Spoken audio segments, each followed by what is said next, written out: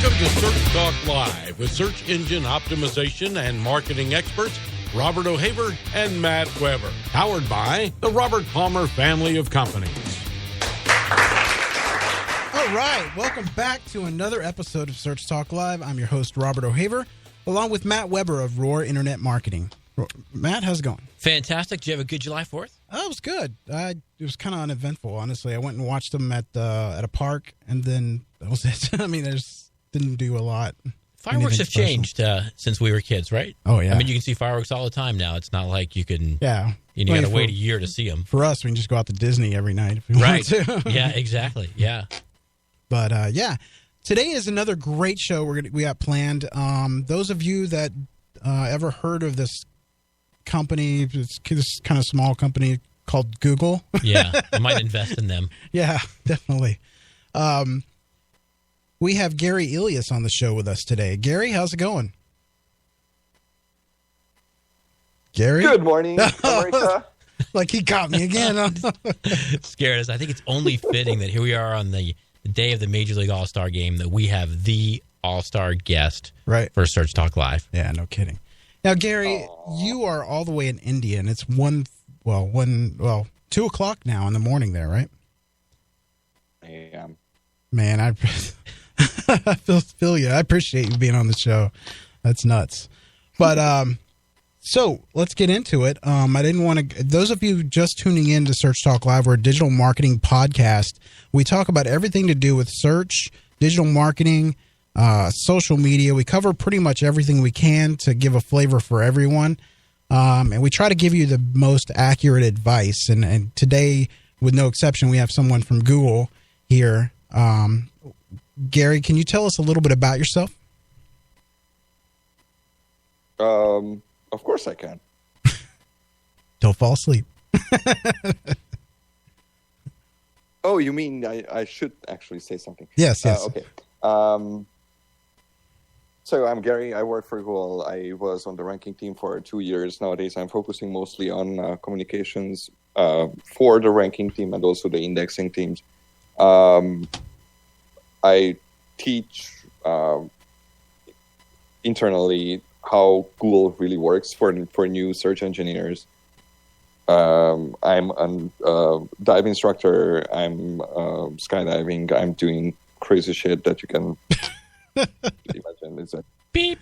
Oh yeah, I shouldn't have said shit. No, that's okay. I also have a really weird sense of humor. I apologize in advance for that. If you don't like it, that's tough shit. Yeah, we're going to have to keep the conversation really focused on search because Gary's a renaissance man. I mean, let's face it. I mean, the guy skydives, he scubas, he's a world-class photographer, he travels the world. And so if he asked us about our travel, you and I are going to be like, we're going to Disney World, and we're going to pale by comparison. So we have got to keep this conversation focused on search. We're right down the street from it. So. Oh, man, you're going to Disney World. Yeah, he doesn't make us feel so bad now. No, I'm kidding. Yeah. So, Gary, when you're not skydiving or diving in the ocean, by the way, I would recommend you guys going to Twitter, to his Twitter feed, and looking at the images he's taken. He's got talent. Just don't read what I say. Yeah, it's phenomenal. I was looking at his Twitter feed, and I wasn't sure if I was looking at somebody's Twitter feed or if I was watching an episode of National Geographic. Oh, that was so nice. Thank you. All right, so Gary, I want to get down to it. I have some questions, and I've been dying to ask you because this is real life case study stuff that I have found, and I want to get your feedback on it. One of the things that I've noticed, this is going to be good information for everyone. So I really wanted to ask you this. I have seen a website that if you give them the book of how not to SEO a website, they are, it's their pure definition of it. But the person that owns the site, the company that owns the site, spent millions of dollars in advertising. They spent somewhere around $1.2 million. And the name of the website is an exact match domain. But it when it first started, which was literally only 3 months ago, because the exact name, exact match is part of the ad and it's a brand, because it's been driving traffic to the site every single day from the advertising, that site is ranking number 1. Can you explain that? Is it killing the opportunity for the small mom and pop website to rank if, someone like a big box store or something like that just has deep pockets? I mean, I honestly understand, the frequency of people going to the site. Rand did a study on that before, I believe, and that type of thing. But I want to get your feedback on that. Well, first, let me say that you have a really wicked way to phrase these questions in the most uncomfortable ways. I'm sorry. Me too. But I basically paid search and organic search don't have anything to do with each other. No, I'm not talking about paid. I'm talking about offline advertising. Advertising. Okay. This would work in an offline business, in a completely offline business. If there's another, or if there are two companies and one somehow gets funding for running a newspaper advert for 2 weeks or 3 weeks or whatever, then they are going to get more traffic, like offline traffic, right. Walk-in traffic, or whatever you want to call it. It doesn't mean that one site is better than the other, or one business is better than the other. It just means that one could spend more money on advertising. That's pretty much the same thing works online as well. It's not that much different from offline businesses. And we try to make sure that our signals are not inflated by factors like, I don't know, people started to talk a lot about a company on the internet because that particular business or company or site started to advertise very aggressively. We try to make sure that our ranking algorithms will still give a chance to small businesses, because otherwise it wouldn't really be fair. Sure. I just want to make sure that you understand what I'm saying. Like, they went and did TV, radio, all that stuff, and then they drove people to Google search, typing in that exact match domain. The really only thing on the page is a search bar and a title and meta description. So I just wanted to get your feedback on that, because it's, to me, I'm just like, man. So the offline ad said go to Google and search for? No, it just said you've heard the jingle. It's just a jingle with I don't want to say the name of the website, but it's in the jingle is the exact match domain name. So they go to Google, they search for it, then they click on that website. Right. Got it. Right. That wouldn't influence how they rank.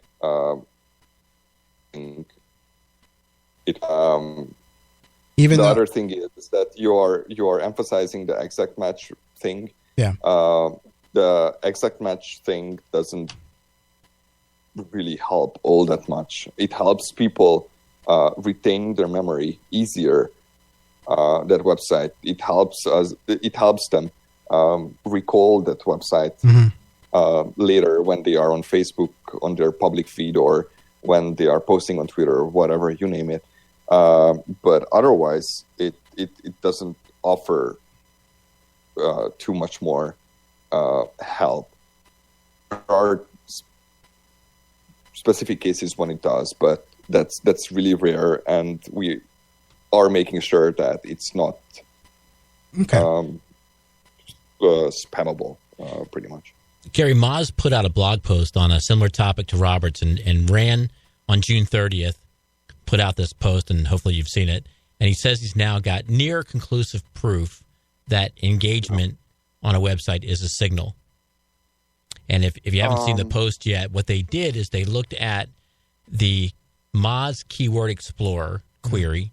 And when you use that query outside of the Moz headquarters, you get a certain SERP, which the tool itself ranks number one. You do the same query inside Moz, and the tool does not rank number one. And inside the Moz headquarters, all of the help pages and supporting documents are the pages that they spend the most amount of time on. And so they contrast these two different results. Same query inside of Moz, same query outside of Moz. And then they look, say, inside of Moz, these pages get pummeled with visits and get pummeled with TOS, time on site. Therefore, they must be ranking highly because of that behavior. Do you have a thought on that, Gary? Thought on that, and everyone is free to have whatever opinion they want to have about SERP. I can't really change their opinion. I worked on ranking that does how it works. Not every single detail, but the big parts of it. Otherwise, I wouldn't be able to teach it for new search engineers. And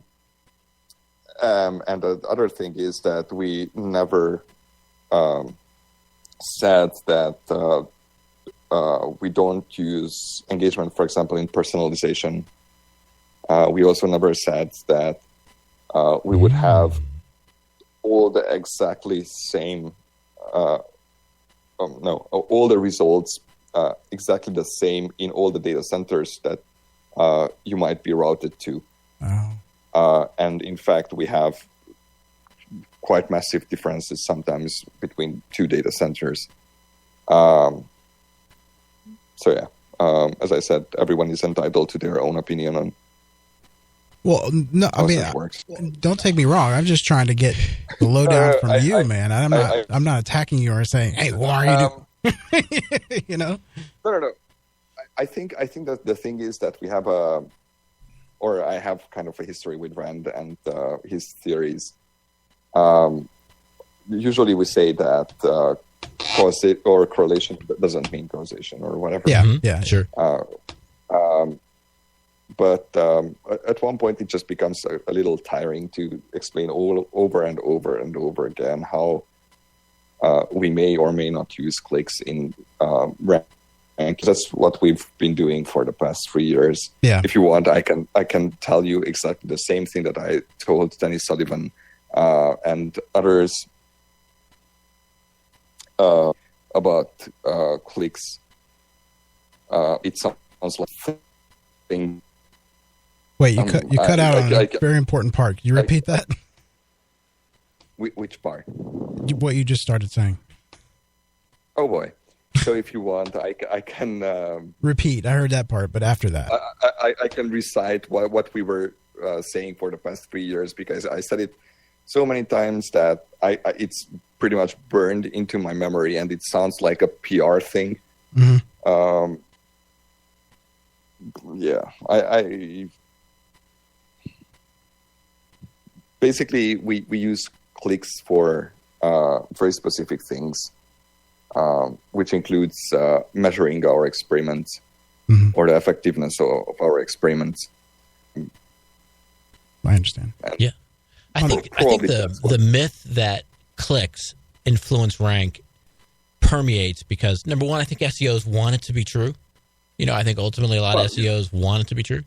And two, I think if you flip yourself and you're on the SEM side and the SEO side and you say, well, click-through rate is such an enormous driver of quality score. Right. And so if you kind of follow that logic and you say, well, if the consumer's appetite toward a piece of content affects the quality score in AdWords, why wouldn't the consumer's preference or appetite for a particular SERP listing affect the rank? Because it just seems to be parallel. Yeah. But then you also have to think about how we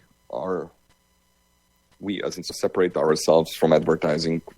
Sure. Very much. We have a massive concrete wall built between us and another country paid for it. But now, come on, Gary, you're not going over there every once in a while saying, "Hey, you're taking up my search space, man."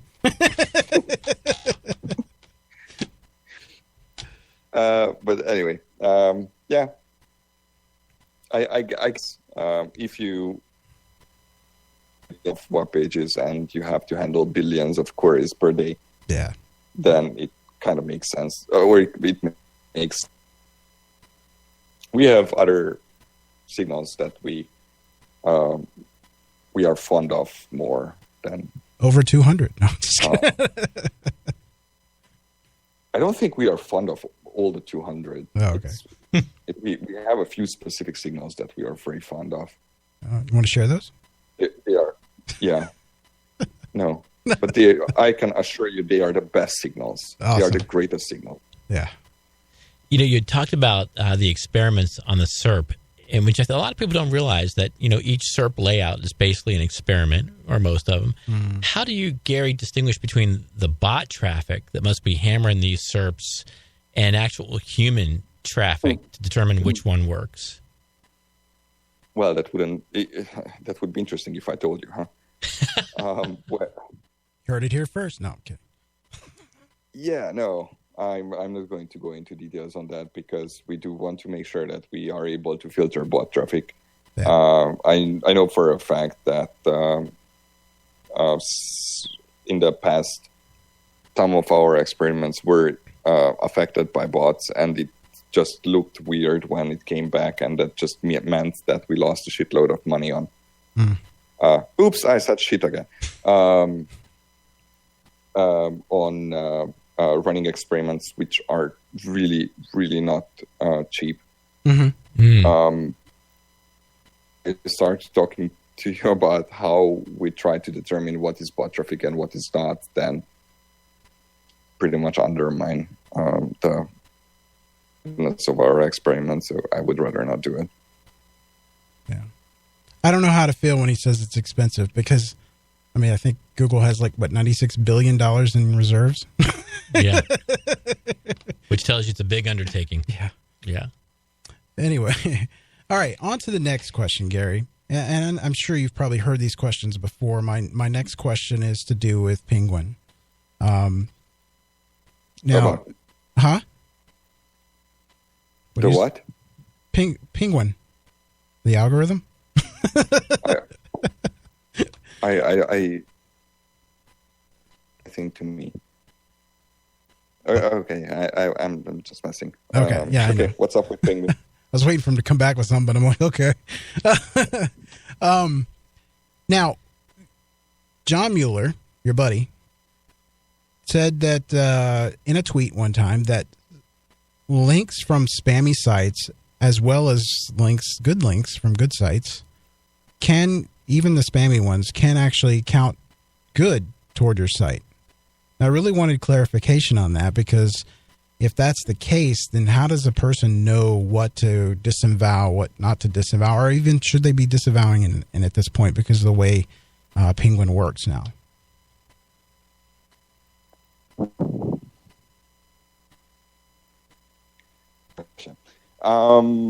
What'd you say?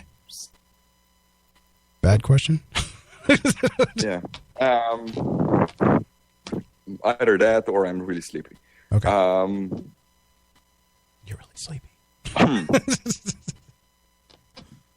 Don't whisper because I will fall asleep. Okay.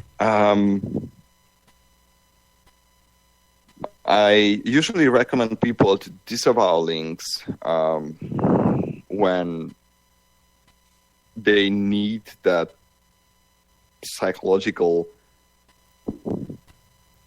that those or certain links will not affect negatively their site.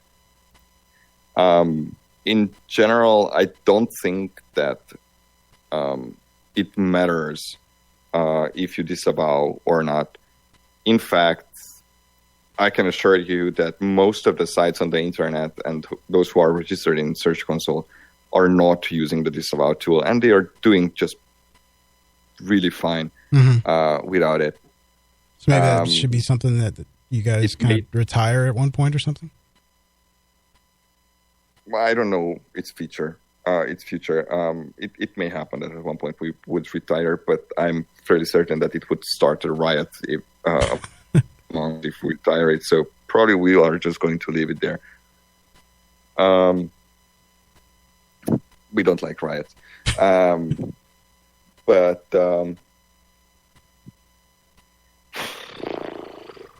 it's like, obviously, we were talking about links, unfortunately. Yes. One of my least favorite topics. So obviously, some links we may miss to mark as bad, and they may help a site with their ranking, with their page rank, or otherwise. But eventually, we do figure out that are bad, and we would start ignoring them. The more such links you have that, let's say, either borderline spammy, and we just figured out that they are spammy and they fell on the spammy side. The more such links you have, the bigger the risk that someone will manually look into your site and your links and might decide that, these people deserve a manual action. Let's just put some random manual action on them because they are doing some weird crap on with their links. So yeah, sometimes it can help. For some time, it's not a good way to build reputation. Sure. On the internet. But ultimately, I wouldn't worry about it because I think we are really, really good at determining what's a good link and what's a bad link. I think that, tell me if I'm wrong, but isn't that the original reason for the disavow tools, kind of a learning step for you guys to find those links? Not really. The problem with disavow tool is that everyone has access to it, including spammers. So if spammers started to upload random links, even to good websites, and we started to learn from that poison data, then we would have a really useless model. And yeah, it would just mess up our rankings. I don't think that's a useful signal. Gotcha. Yeah, disavow is just there, or the disavow tool is just there for website owners' peace of mind, and pretty much that's it. Gotcha. So, if you're listening right now, we are listening to Gary Illyes tell us answer questions on Google search. If you have questions, type in #SearchTalkLive on Twitter, or you can email me, robert@searchtalklive.com. And that was a pretty significant insight right there. Yeah. That the disavow tool is not bringing you the impact that potentially a lot of folks listening to the show thought it would, and that the Panda algorithm is already detecting whether or not those links have value or not. Penguin is detecting. Yeah. Hey, Gary, can you walk us through a little bit how RankBrain and the algorithm work side by side and what their respective roles are? Oh, my God. I bet you've never been asked that before. So do we have an additional 2 hours for this? Or can you run us through the first 100 rankings? No, I'm just kidding. So we don't have time for 100, but if you want 97, we can totally do. No, I think I have. Actually, by now, It's 96 only. Okay. The rest is 95 on autopilot.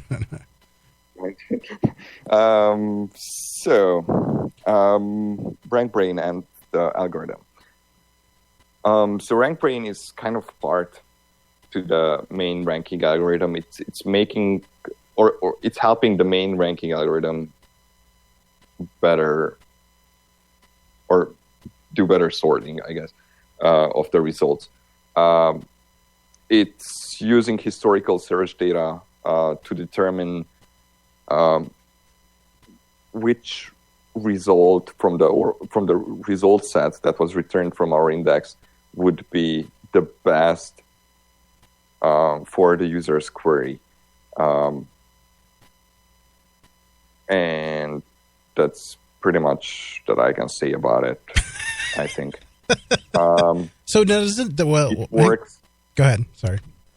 It works mostly on the long tail queries. Mm-hmm. So typically queries that we don't see often, but it may affect medium or torso queries as well sometimes, though that's pretty rare. And I think we had a few examples as well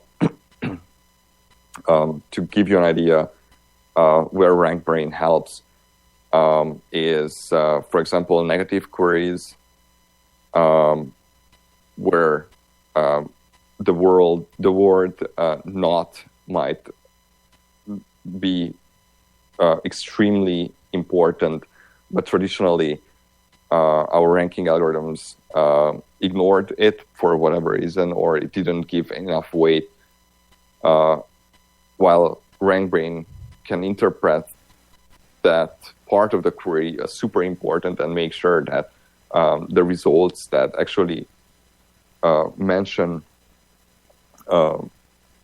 not, I oversimplified it, but those queries would be, or those results would be surfaced higher, I guess. Okay.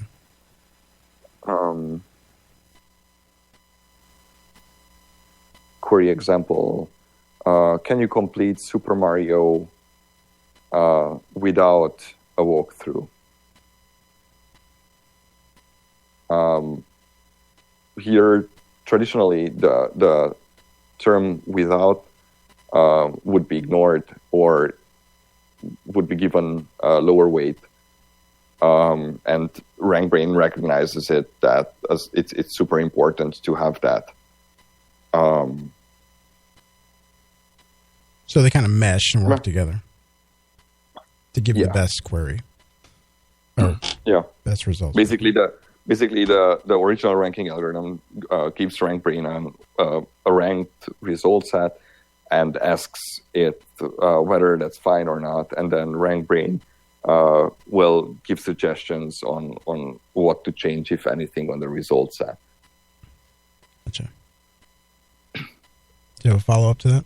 No, that's a great explanation. Kind of one works after the other. Yeah. So, Gary, we have to take a break right now.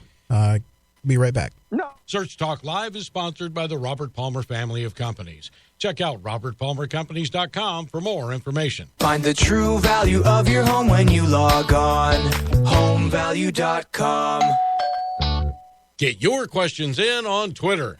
Type hashtag Search Talk Live and your question. Now back to the show. All right, we're back, and we are talking to Gary Illyes, Webmaster Trends Analyst for Google. If you have your questions, go to Twitter and type hashtag Search Talk Live with your questions, and we will ask them live on the air. So, Gary, and maybe I will answer them. Maybe not. So, are you going to be at PubCon this year? Oh, yes. Awesome. Yes. And what will you be speaking about? Diving. Yeah, I don't know what it's. What is it actually? What is PubCon? Yeah, it's October or November. It's November, yeah. Huh? Yeah, it's November. Yeah, I have no idea. I have no idea what will happen until then. Gotcha. We'll see what happens. Well, what will I talk about? I'm sure there are going to be quite a few interesting things to say. I thought it was going to be like because search. we do interesting. Yeah, there's a chance that I will talk about search as well. Although nowadays I started to learn more about PPC. Yeah.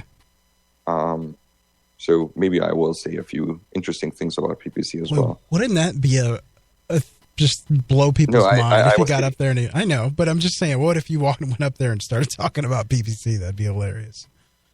As a joke. Oh, that would be. That's a great idea. Somebody somewhere is writing that down. I shall do that. Keynote That's speaker. Brilliant. Yeah. Keynote speaker. I'd go. And then they will. Yeah. And then they will say that I will talk about search, and I'm like, just kidding. I will talk about PPC. There you go. Well, we were talking about signals, and Gary, you didn't want to give up your favorite signals for understandable reasons, but can you share with us what, in your opinion, is the most overlooked signal by webmasters? Which one are they not paying the most attention to that they should be paying more attention to? The freaking content that they have on the pages.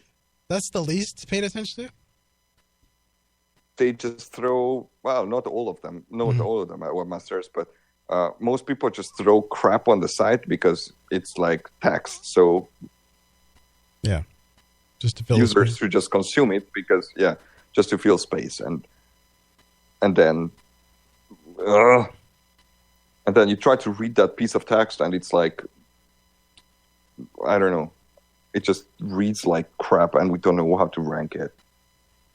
Yeah. So you want to sell a phone, or sometimes you see sites like they want to sell a phone on the site and then they don't mention, for example, phone anywhere on the page. Yeah. Or that they are selling a smartphone or a mobile phone or whatever at all, like not even synonyms. It's just this beautiful device and whatever. Yeah. I would also. I'm also frustrated with people who put up, I don't know, like 56 and 92 and 72 ads on their pages because, yeah, you got to make money somehow. Yeah. Well, that's going to push them down in ranks anyway, right? And yeah, not fast enough. Yeah, that's the second thing. Third thing, and we are going to have an update on that at one point. In a, let's say, midterm future. It's page speed. Page. That's again something that you're joking, right? Is no. Oh, okay. Why? I thought we already had a page speed algorithm. What? We already have one. Yes, yeah, I was going to say. But it's based on desktop signals, and we care less and less about desktop, mainly because, well, people use less and less desktop. So we are trying to change our page speed ranking signal into something that uses mobile speed as basis for ranking pages. I don't know where we stand with that, with those experiments. I know that we are already running the experiments with that. For that, are y'all playing favorites with that? I mean, you're leaning more towards AMP stuff since Google was pushing the AMP more, or is it equally as with a say responsive site? Fast sites. Okay. I don't think that we care if it's AMP or if it's instant articles or whatever. Just make it down because otherwise. My network connection, sometimes it's Edge, and loading sites is a pain in the ass, literally, because, well, maybe not literally, But if it takes me, I don't know, like 15 seconds to load a page, it's like, come on. Yeah, it's a no-brainer. And then if you see, I don't know, like I just found myself actively looking for AMP results in the search result pages, and trying to avoid other results, because I knew that AMPs will load instantly versus the 15, 20, 30 seconds that normal sites do. So yeah, I know that especially, or there are people who don't care about traffic outside of the country where they operate in or where they sell products. But you also have to think about users who live, for example, in rural areas. Even in the US, if you go to, I don't know, even if you go to Yosemite, for example, the signal strength will drop dramatically as soon as you are inside Yosemite. And trying to browse or to go to sites in Yosemite, which is not that far away from San Francisco, even there, it's just a nightmare and it's a pain in the ass. But then you have stuff like AMP and instant articles that load super fast. So, gotcha. Yeah. Well, I have a question from Twitter here, and I know I know the answer to this, but will Google in the future ever give some kind of credibility to SEOs? Like a certification per se? Yeah. I mean, let's give an example. Let's say Eric Ing. There's no question that guy is a professional SEO. He's not going to do anything black hat. Well, Google gives him some kind of certification. I don't know. So I don't think that from Google search perspective, this would be ever a good idea. Okay. To officially endorse someone. Because there's so many things that could go wrong. That's one thing. The other thing is that even if I work at Google and I know how search works, even if I did SEO for a site, I wouldn't be able to guarantee that a site will rank for something. There are just way too many things that are at play when it comes to search, and it's impossible to tell if something will rank or not. Sure. You can increase the chances, and that's what SEOs do. Right. Some of them with really good success, and those who I know that are really good at this, I'm really happy to endorse in my talks. Mm-hmm. For example, Eric Enge, since you already brought him up. But like giving an official document that says that, yeah, this person rocks at SEO, I don't think that would be a good idea, because people or some people at least, would misuse it. Mm-hmm. I could see that happening. Hey, Gary, Google Plus, way back when, initially tried to tie a user's social context or social connections to their SERP choices. Do you ever see Google trying to tie any type of social signal or social circle behavior to the SERP in the future again? You want me to take this one? I'm just kidding. Go ahead. So social signals are really, really tricky, because unlike with Google Plus, we don't control them, and we might lose access to them at any point, at any time. And in fact, I have one single white hair, and that's because one of the social networks cut our access off to their feeds, and we had a product relying just on them. Twitter. And it was That's public knowledge. I mean, it's back now, but right. So yeah, it's like, okay, change subject. But that's a good example. Why wouldn't we want to have social signals? Imagine that if we had like a ranking signal on, or a ranking signal that incorporates tweets or retweets or what? Retweets? No, likes. Mm-hmm. No likes. What's it called on Twitter? Love. I think there's a heart now, right? Yeah. Mm-hmm. I don't know what it's called. Anyway, Twitter likes. We will call them Twitter likes. Okay. And then suddenly Twitter roboted out their whole site. This ranking algorithm that became useless. And even though it increased the quality of our results, now it's basically gone because we can't Twitter likes anymore.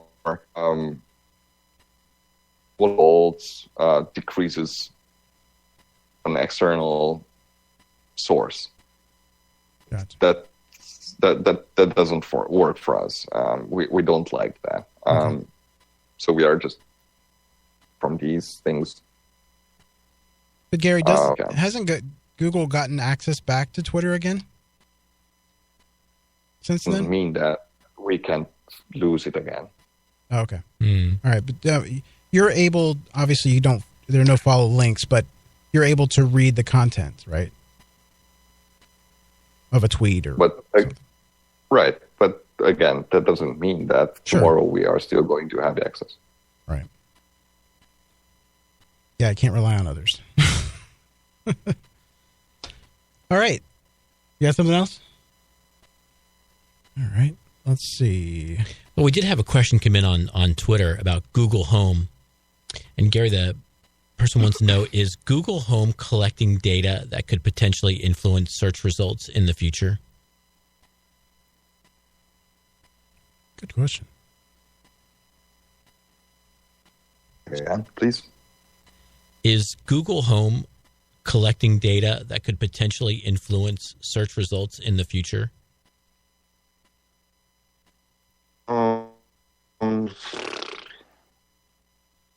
Well, in a sense, pretty. Well, it's okay. So first, let's. So we have Google Home, which is a speaker device. That speaker device is running the Google Assistant, and the Assistant is collecting data if it's collecting data. But then the Assistant for queries for users, different services that we have.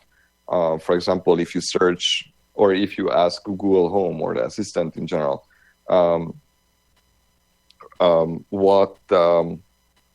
why is the sky blue? Then that will be routed to Google Search.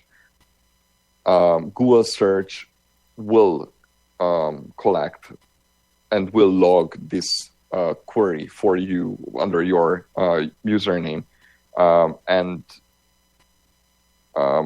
it may use the feedback.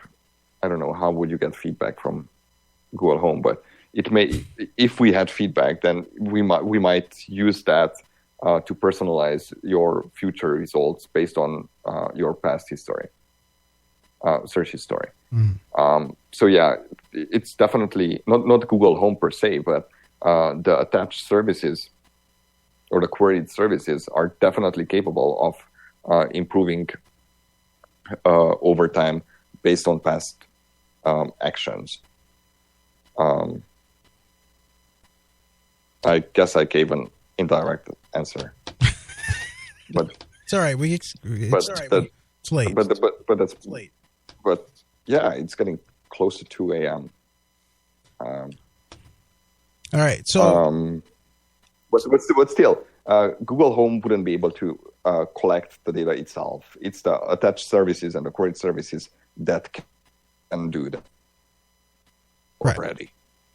So naturally, it's database driven. It's not internal. It's it has to go out and query that regard. Yeah, and it does learn. Yeah. I have it. It's been adaptive. All right. Okay. So the next question. I'm sorry. Go ahead. I actually don't have one. We'll have to get you one. He's never home. They're on sale now, by the way, at Target. Doesn't help me much, does it? It's $99. It's like first time. Wow. Well, thank you. It's, but I would need to spend more time at home, for example, to use a Google Home. Yeah. Yeah, true. You need the Google Assistant now. Yeah, and you can probably get a better deal than I can, but it's $99 right now at Target. Are you an iPhone user or an Android user? I'm just kidding. I hope he wouldn't say iPhone because they won't even use Skype. I did say iPhone. Okay. No comment. No. All right, Gary, one thing you said in the past, and I wanted to reiterate or bring it up again. You said that possibly, not for sure, may not happen at all, but Google may use citations as a ranking signal. Is that correct? I mean, is that still a potential thing that could happen, or brand mentions or that type of thing? Yes. Okay. I remember saying that, and I stand by what I said. It's but for example, let's say people write stories about me or you, and you're of course they do you all the time, but if you had a website, Gary Illyes or whatever, that's going to help you. Think about how it works.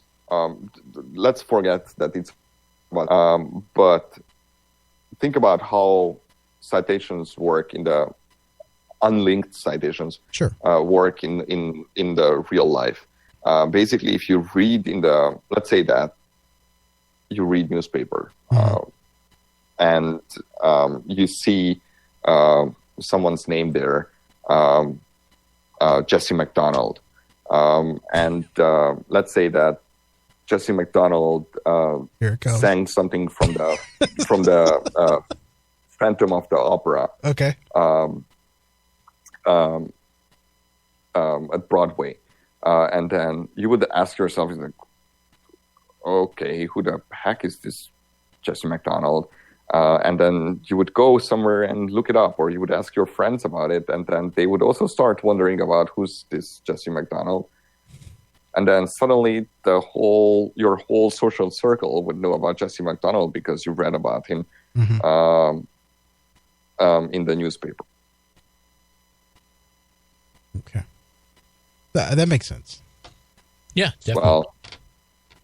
Well, basically you increase your reputation on the internet, and you get internet points for that, and then you get Google points for that. Okay. Are those redeemable for anything? I'm kidding. Well, indirectly for ranking. Yeah, okay. Gotcha. Actually, you don't redeem them. You just get them. You are being opted in. Oh, okay. It's kind of like credit card points.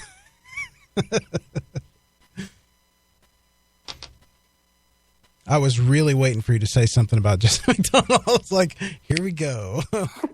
But it didn't happen. Yeah, I kind of know when to shut up. He's on next week, so whatever you say, remember. Well, I think it's almost time for our... I'm sorry? Unfortunately, I'm so sleepy that I can't think of anything. Well, I think it is time for our 2 a.m. edition of Believe It or Leave It, right, Robert? What time? Yeah. Sure. All right. Ready, Gary? We're going to give you 3 statements that we've seen on the web, and we're going to ask you to tell our audience whether they should believe it or leave it. You ready? Let's do it anyway. Okay. Here's number 1. Themed top-level domain names like .restaurant or .jobs, the use of them will eventually be used as ranking signals. Believe it or leave it. Whatever. I mean, wait, what kind of question is this? Like, we might use unicorns or turkeys as well as ranking signals at one point. It's like what we are going to do in the future is kind of like speculation. Yeah. I do see a value in it, especially if only restaurants could get, for example, .restaurant. But otherwise, I don't think that it would be useful. They are just good as generic top-level domains, and so Google doesn't look at those in a different weight system, kind of like a .com or .net or a .org. Those there's they are literally as treated as .com or .net or .org.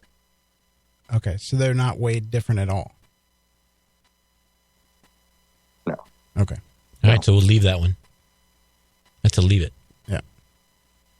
All right, and go ahead and do the second one. I'm sorry. Number 2, Gary. Chrome will show a warning on form fields on non-HTTPS websites in 2017. True. Believe that. That's coming, huh? Believe that, yes. And that's coming, and it will be awesome. All right. I like how the emphasis. Yeah, I like the punctuation awesome. There. Okay. The number 3 is the number of comparative physical visits measured by location sharing data may become a local search ranking signal. All right. I have no idea how to digest this question. Let's say you have 2 competing businesses and you have data that shows that one is more popular through physical visits. Would that ever become a ranking signal? That's what we were talking about. This is local, and yes. I don't work on local. I don't know if this would make sense. It's probably very easily spammable. So perhaps it doesn't make much sense unless we can filter out the spammy visits somehow. Mm-hmm. Yeah. If I have to vote, and this is a personal thing because I don't work on local, then I would leave it. Okay. Leave it. All right. Awesome. Yeah. Good stuff. Got a couple of good insights out of that. Yeah.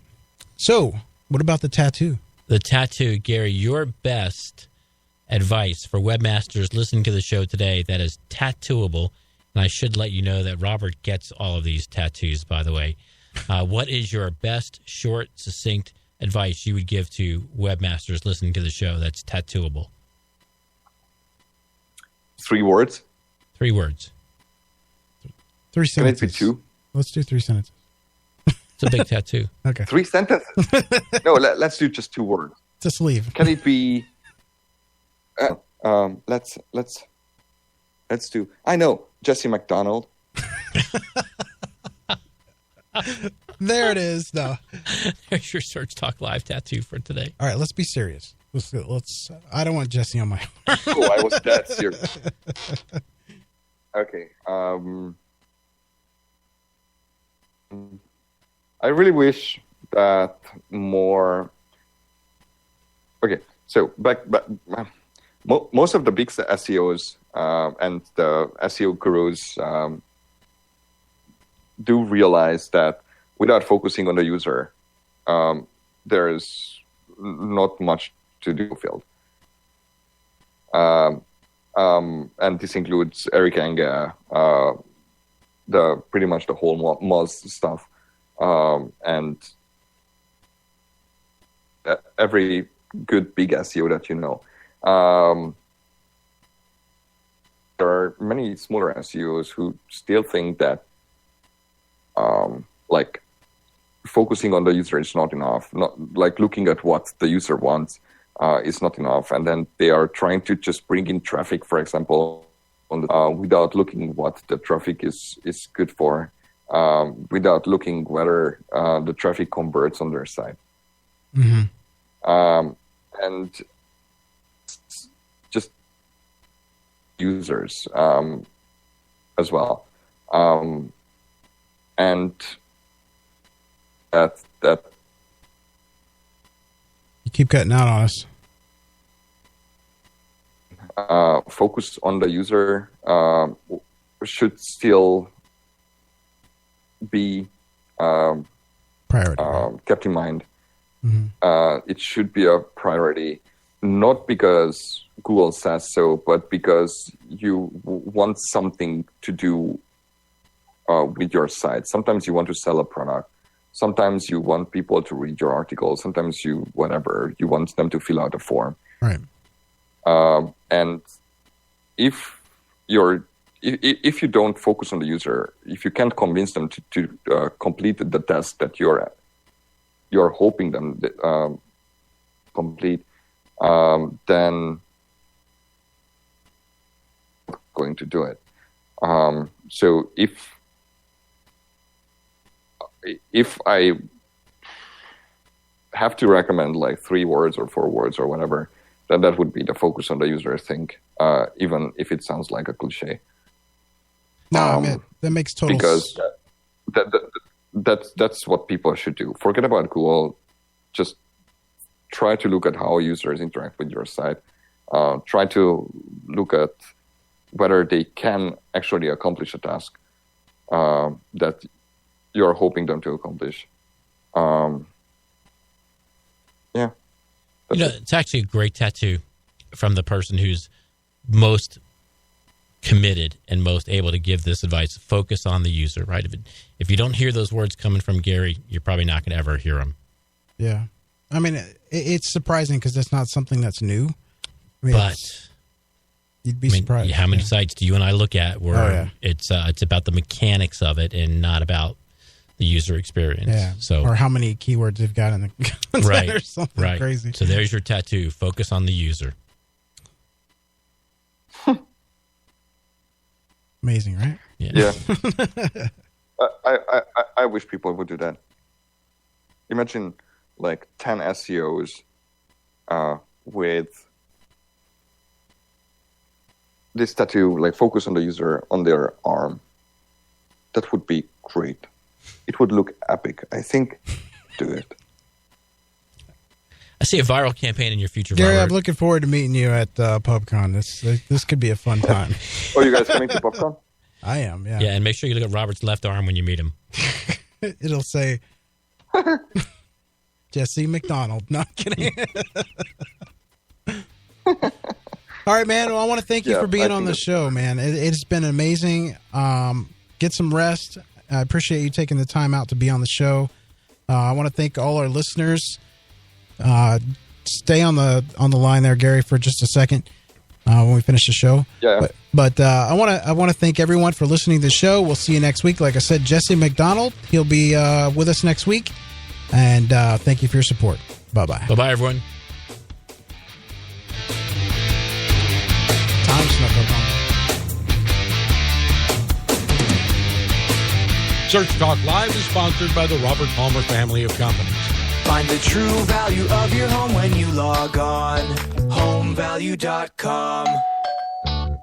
If you have questions for Search Talk Live, or you're interested in being a guest or a sponsor of the show, email Robert at searchtalklive.com. That's searchtalklive.com.